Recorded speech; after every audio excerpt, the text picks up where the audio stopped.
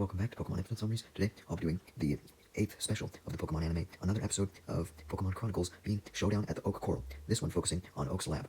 Now, the episode begins with Ash's Noctowl sleeping on a tree by Oak's lab, with Snorlax sleeping below it, although Noctowl soon wakes up when it hears a helicopter arrive at the lab. Noctowl instantly thinks this is bad news upon recognizing the helicopter as belonging to Team Rocket. It tries to alert Snorlax, but Snorlax keeps sleeping. It tries to alert Oak and Tracey as well, but they were too busy in the lab. So Noctowl merely just examined the helicopter as Snorlax continued to sleep. As for what Oak and Tracey were busy doing in the lab, Oak was busy doing some research on his computer, while Tracey was getting the food ready for the Pokemon, offering to go out and feed the Pokemon himself so that Oak didn't have to be interrupted from his research. Oak thanks Tracey, but he had one question for him before he left, asking him what rhymed with Tauros, leading Tracey to reply with Carbos, explaining that that's what he had put in the food for the Pokemon to make them extra strong, as Carbos was a very good nutrient for Pokemon. Tracey didn't even realize that Oak wasn't even doing goddamn research, but instead writing one of his famous haikus. I mean, I guess he could have been doing research and then just changed to that last second, but, anyways, who cares? Tracey then went outside to feed the Pokemon all their Pokemon food with the help of Bayleaf, who was in the lab with him, as Bayleaf helped him push the cart that all the food was on. Not all the Pokemon come, but most of them do, including Ash's Cyndaquil and his Totodile. Although, that was really it, I guess. Noctowl came as well, but Snorlax stayed sleeping, Kingler, Muck, Bulbasaur, Tauros, and Heracross, and Phanpy didn't come. But anyways, Tracey rewarded the Pokemon for coming to get food by telling them that Ash had recently called and told him to say hi on his behalf, making all the Pokemon happy.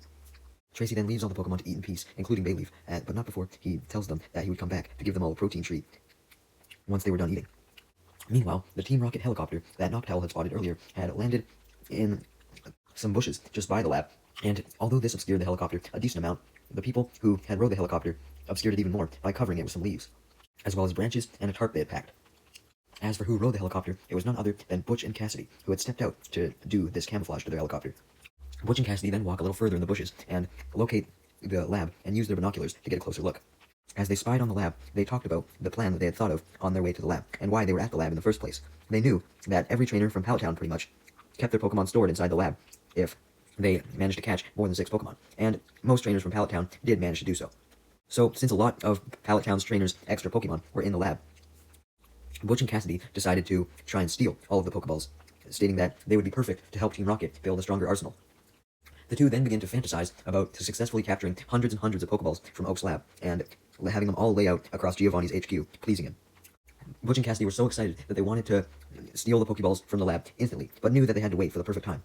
Thankfully, as they spied on the inside of the lab, they saw that it was the perfect time, as Tracey was still outside the lab, coming back from feeding the Pokemon, while Oak was too entrenched with either writing a haiku or doing some research.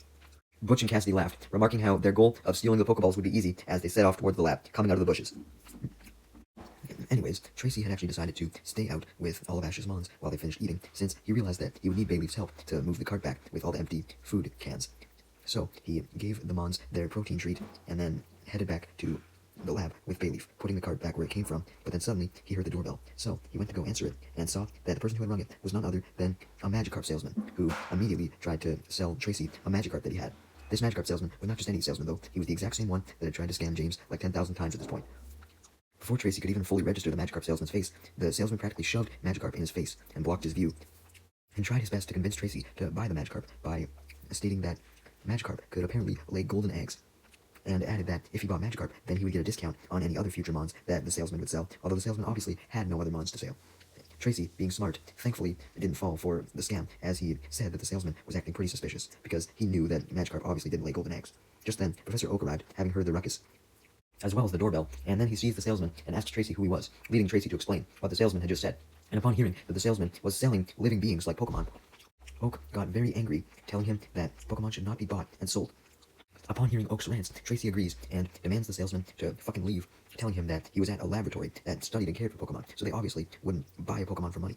The salesman was frightened by Tracey and Oak's anger, so he left as fast as possible.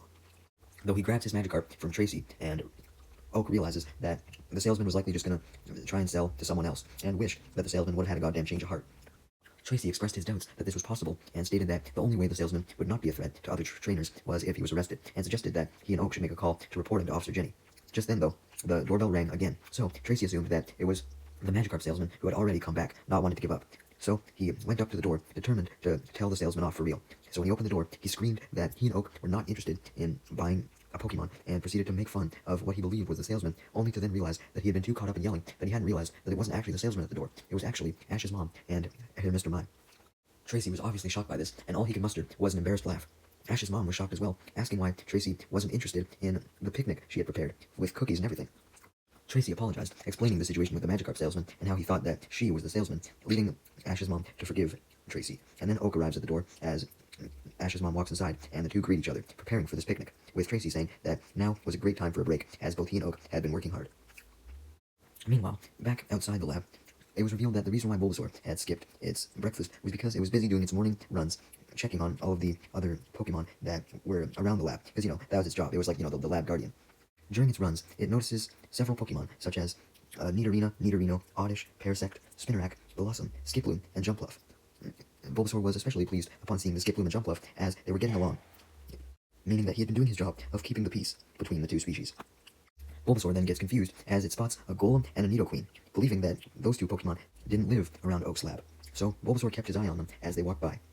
As Butch and Cassidy laughed, with Cassidy claiming that their costumes were perfect, revealing that Butch and Cassidy were actually using Golem and Nidoqueen costumes to disguise themselves. They weren't actual Golem and Nidoqueen. Bulbasaur didn't realize this, and upon seeing that the Golem and Nidoqueen appeared to just be walking around innocently, the Bulbasaur removed his suspicions and simply continued on his morning run, going to check on some other Pokemon instead. As Bulbasaur left, Totodile was dancing around happily around the area and soon came across the quote-unquote Golem and Nidoqueen. It proceeded to follow them as they tried to walk to the lab, and it tried to get the two of them to dance with him as it started dancing.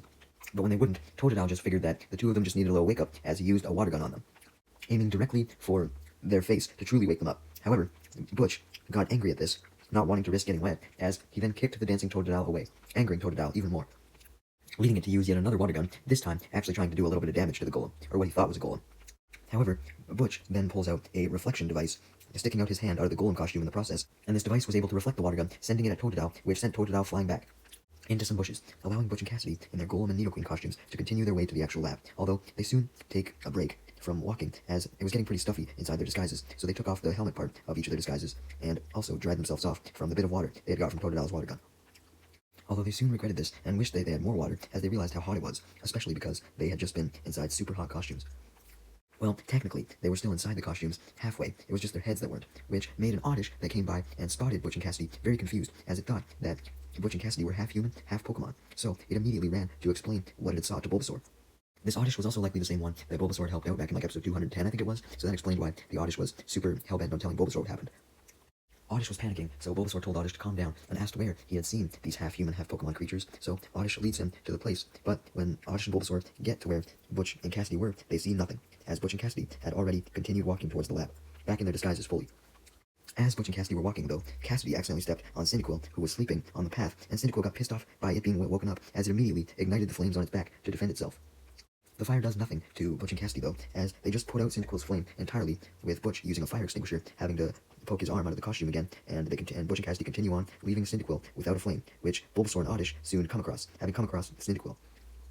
And they noticed that Cyndaquil had fainted due to having no fire, making Bulbasaur angry, thinking that the half-humans and half-Pokemon that Oddish saw had to have been responsible. However, he then spots Nidoqueen and Golem, quote-unquote, walking off, and thinks that they were responsible, knowing that they were suspicious when he first saw them. However, what Bulbasaur didn't know was that the half-humans, half-Pokemon that Oddish had saw and the Golem and Nidoqueen were one and the same. Meanwhile, back inside the lab, Ash's mom, Tracey, and Oak had begun their quote-unquote picnic, as Ash's mom was chowing down on some cookies, questioning Oak if he had heard from Ash at all recently, leading Oak to reveal that Ash had told him a few days ago that he had just reached Petalburg City, revealing that Ash must have talked to Oak off-screen, perhaps at the Petalburg Pokemon Center, just before he went into Petalburg Woods. Ash's mom was thrilled to hear that Ash was in Petalburg, claiming that she loved Petalburg City after hearing so many stories about it, and expressed her hopes that Ash would capture a Zigzagoon while in Hoenn, stating that she would love to see one. Just then, the conversation was interrupted as Ash's mom heard Bulbasaur, accompanied by the now awake Cyndaquil, as well as the Oddish, tap on the window with its Vine Whip to get Ash's mom's attention, and this certainly did. As for how Cyndaquil was okay, let's just say that Bulbasaur worked its magic due to being the guardian of the area, right? Alright, anyways, as soon as Ash's mom saw Bulbasaur, she immediately informed Oak that Bulbasaur seemed to want something, but Oak just replied that he was busy having his break and didn't want to do anything right now. So, Ash's mom informed Bulbasaur that Professor Oak was busy, opening up the window in the process. Bulbasaur got depressed that Oak seemingly didn't care about the safety of the Mons, so he went to Noctowl instead. Still accompanied by Cyndaquil and Oddish, as Bulbasaur woke up the Noctowl as it had resumed sleeping, and tells it to fly off and search for the Golem and Nidoqueen, now coming to the conclusion that the weird half-human and half-Pokemon that Oddish saw may have been the same as the Golem and Nidoqueen, so Noctowl obliged as it flew off. Bulbasaur then realized that Tracey was not with Oak and Ash's mom anymore, having gone with Bayleaf to feed the Jumpluff their lunch, and hoped that Tracey would still care about the Pokemon since he was taking the time to feed them. So he went over to Tracey, still with Cyndaquil and Oddish, and tried to explain to him the situation with the Golem and Nidoqueen. Tracey obviously couldn't understand what Bulbasaur was saying, so simply just continued to feed the Jumpluff, but Bulbasaur got mad at this as it forcibly used Vine Whip on Tracey to drag him with him as they walked off. So Tracey could help, forcing him to stop feeding the Jumpluff and making him realize that Bulbasaur must have been concerned about something. Bulbasaur was certainly right to be concerned about the Golem and Nidoqueen potentially causing more harm, as they had currently reached the lab and were about to go into the separate building containing all the trainers' Pokeballs, including Gary's. However, before they actually got into this building, Noctowl had spotted them in the air and used foresight, which allowed him to see through the Golem and Nidoqueen costumes, officially revealing that Butch and Cassidy were responsible. So Noctowl then flew off to alert Bulbasaur of this, although it didn't recognize Butch and Cassidy specifically, only that the Golem and Nidoqueen were actually humans, because it didn't know who Butch and Cassidy were. Since Noctowl was gone, though, it couldn't stop Butch and Cassidy, who proceeded to remove their disguises, finally, because they were really complaining about how hot they were, and they then went up to the building and used a suction pad to pop out one of the panes of glass on the building's window, effectively creating a hole in the window and a way for Butch and Cassidy to get in, so they entered the building. Noticing that the coast was clear, there was no one else inside the building, so they left, remarking that it truly was going to be easy to steal the Pokeballs, with Butch stating that Giovanni would be so pleased with all the Pokemon he would get that Butch and Cassidy would get a major promotion. They then state that they were way better than Jesse and James, as they could never do something this awesome, and call them messy and lames, which makes them laugh so hard. Although they remember that they were supposed to be quiet, so they shut themselves up as to not potentially alert Oak or Tracey. After looking around the building, they then enter the actual Pokeball room, making them surprised that there was no security alarms, as they laugh.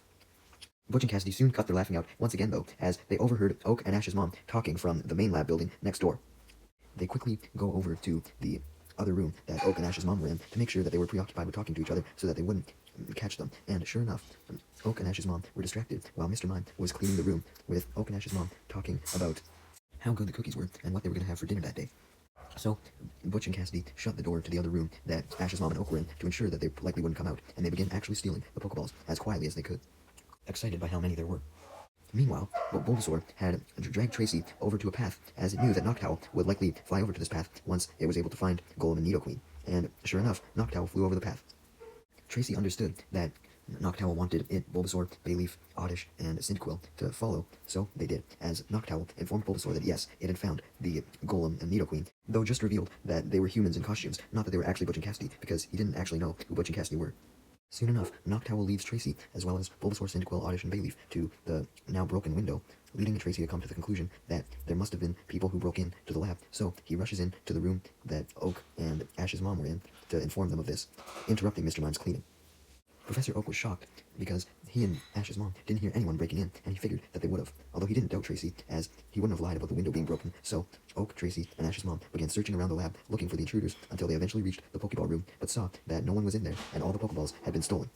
Much to their shock, they then began to debate who could have stolen all the Pokeballs, not knowing that it was Butch and Cassidy, because Noctowl had simply led them to the broken window and hadn't told them about Butch and Cassidy's true identity, as Noctowl didn't even know Butch and Cassidy's names, so it wasn't able to say like, oh look, it's Butch and Cassidy. It was only able to report the theft to Bulbasaur, and then report on the broken window, with Tracey remarking that it must have been seriously well-trained thieves who had done so, leading Oak to suggest that it was probably Jesse, James, and Meowth's work. But Tracey expressed his doubts at this, claiming that Team Rocket couldn't pull something like this off without messing it up, referring back to the time where they had actually tried to steal the Pokeballs from the lab and failed miserably. As we see a flashback of this, Oak then realizes that Tracey was right, remembering that on his last phone call with Ash had also mentioned something about Team Rocket having followed him to Hoenn, so if Team Rocket were in the Hoenn region, then they couldn't have possibly been the perpetrators. So they came to the conclusion that since they had searched all the rooms, the real culprits must have been outside the lab, so they all went outside to search, with Tracey meeting back up with Bulbasaur, Oddish, Cyndaquil, and Bayleaf, and informing them of the situation, and telling them to go tell all the other Pokemon by Oak's lab what had happened, so that they could begin searching as well, and so that they could be prepared in case the perpetrators tried to steal any of them, physically. The four Pokemon oblige, each of them telling the other Pokemon around the area. Bayleaf informs Heracross, Bulbasaur informs the Skiploom and Jumpluff, who then inform the Oddish and Blossom, who then inform Kingler, who then informs 4 of Ash's 30 Tauros, who cause a stampede to inform all the rest of the Pokemon in the area, in the process waking up Snorlax as well. So even he was alerted and on the prowl, as were all the other Mons. As for Mr. Mime, it was still searching inside of the lab in case they may have missed anything, and it eventually came to the window as Ash's mom and Oak had called for it to ask if it had found anything, and unfortunately, Mr. Mime denied this. Oak was shocked that even with all the Pokemon on the prowl, the thieves had not been found yet, but stated his hopes that it was only a matter of time, and Ash's mom hoped that Oak was right, as she had her doubts as well.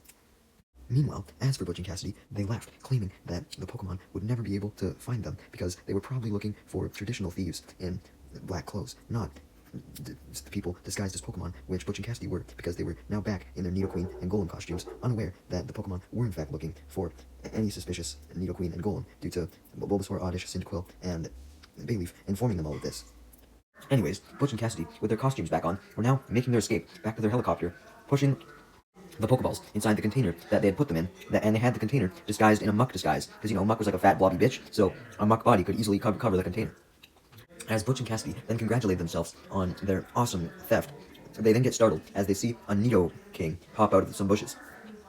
As you may expect, the Nidoking took interest in Cassidy due to believing that she was actually a genuine Nidoqueen, and as the Nidoking sexually stared her down, Cassidy got uncomfortable, and she got even more uncomfortable as the Nidoking began to follow Cassidy and Butch as they walked along with their Pokeballs. Cassidy then got immensely more uncomfortable as the Nidoking sexually hugged her, leading Cassidy to ask Butch to help her out, but Butch refused, stating that he couldn't really fucking do anything to the Nidoking because it wasn't like he was an actual golem who could use Rock Throw. This made Cassidy even more frustrated as the Nidoking continued to hug her, almost choking her, so Cassidy tried to push Nidoking away herself, claiming that the Nidoking wasn't her type, and ran away as fast as she could. However, the Nidoking simply followed, leading Cassidy to kick the Nidoking, which immediately got rid of the Nidoking's feelings towards Cassidy and made it angry as fuck as it then picked her up and tossed her far away.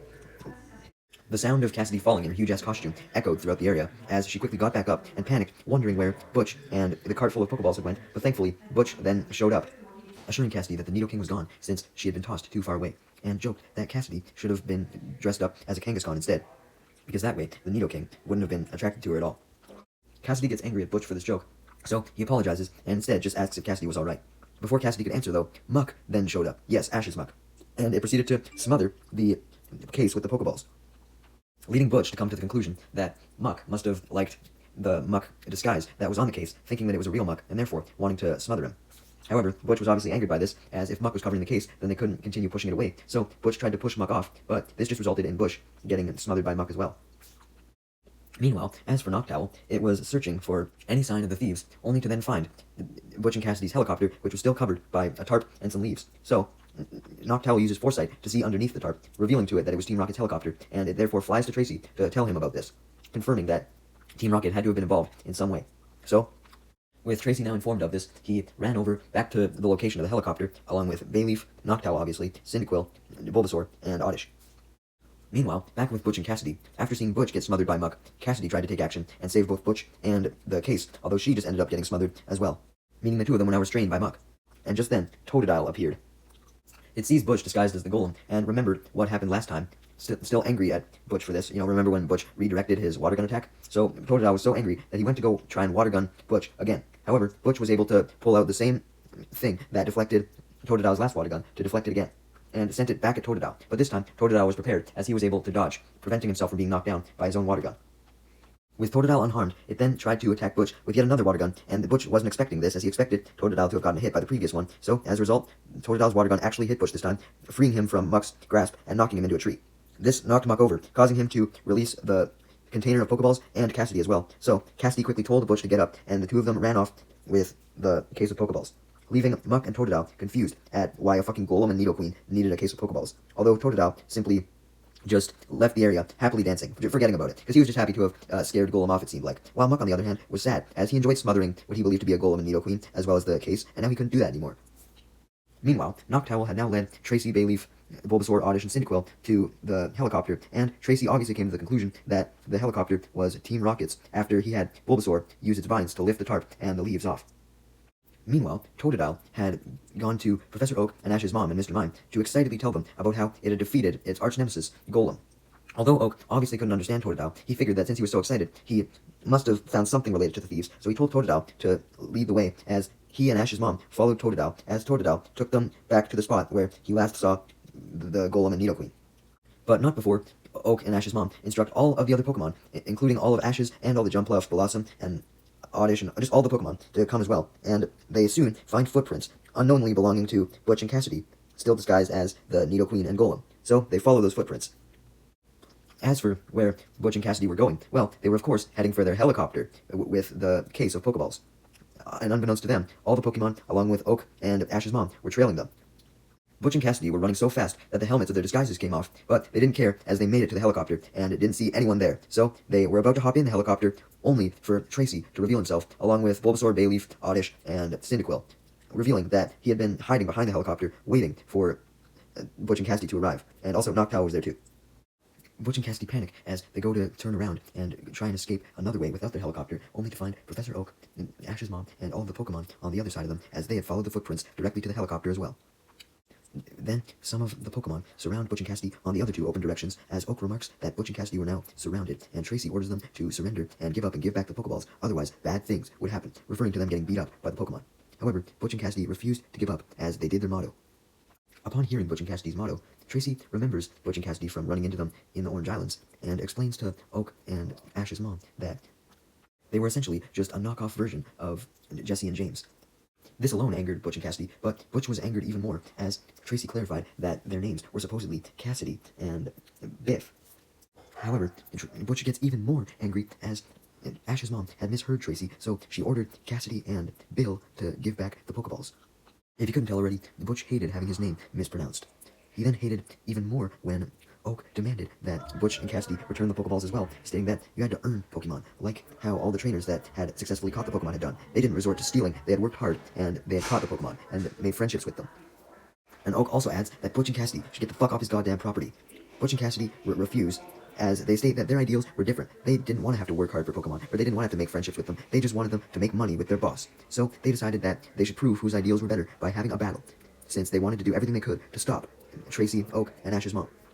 Oak, Ash's mom, and Tracey didn't want to battle, and they questioned why Butch and Cassidy would even bother battling when they were so obviously outnumbered. But when Butch and Cassidy proceeded to send out their Hitmontop and Houndour respectively, Oak, Ash's mom, and Tracey were left with no choice but to battle, but they didn't really care at this point, as they knew that they could fucking win. So, Tracey sent out his Scyther to battle, and Ash's mom actually decided to have Mr. Mime battle for her, as Mr. Mime had came with her. As for Oak, I know he had a Pidgey of his own or whatever, but he decided to battle with Bulbasaur, as Bulbasaur really wanted to battle to protect the Pokeballs and all the other Pokemon, and he figured that Bulbasaur and him would get along pretty well, since Bulbasaur had been at his lab for quite a while. The battle then began with Cassidy's Houndour using Ember on Mr. Mime, though Mr. Mime was able to deflect the attack by using a light screen. Butch then orders his Hitmontop to attack the light screen with Rolling Kick to break it, but Hitmontop simply bounces right off the light screen. It was too powerful to be broken. Oak then commands Bulbasaur to use Vine Whip on Houndour, and it does so, and Scyther then uses Slash on Hitmontop. And Bulbasaur and Scyther then attack the Hitmontop together, with Bulbasaur using Vine Whip and Scyther using Quick Attack. With Bulbasaur, Hitmontop, and Scyther occupied, Cassidy ordered Houndour to continue focusing on Mr. Mime, telling it to use Bite. However, Mr. Mime used Double Slap. At Ash's mom's orders, making Tracey impressed that Ash's mom actually had decent battle skills, making Ash's mom embarrassed, as she laughs. Not sure about that. Back with Bulbasaur, Scyther, and Hitmontop, Butch told Hitmontop to use a combination of Rolling Kick and Rapid Spin to take out Bulbasaur, but Bulbasaur simply used Vine Whip to grab Hitmontop and throw it towards Butch and Cassidy, making the still spinning Hitmontop hit Butch and Cassidy instead. With Butch, Cassidy, and Hitmontop down, Scyther quickly used a Cut and a Slash to knock Hitmontop out. Oak compliments Scyther on this, and then commands Cyndaquil to ignite its flame and use Flamethrower, which hits Butch, Cassidy, and Hitmontop and Houndour, even though Hitmontop was already knocked out. Butch and Cassidy then screamed in pain, as they were now on fire, and they only screamed in pain more, as Bulbasaur then jumped in and used a Solar Beam to cause an explosion, although it didn't send Butch and Cassidy blasting off, merely just having them lay there sore as fuck. Leaving Cassidy frustrated as fuck at the current situation, along with Butch, while Oak was impressed with Bulbasaur, claiming that Ash had trained his Pokemon really well.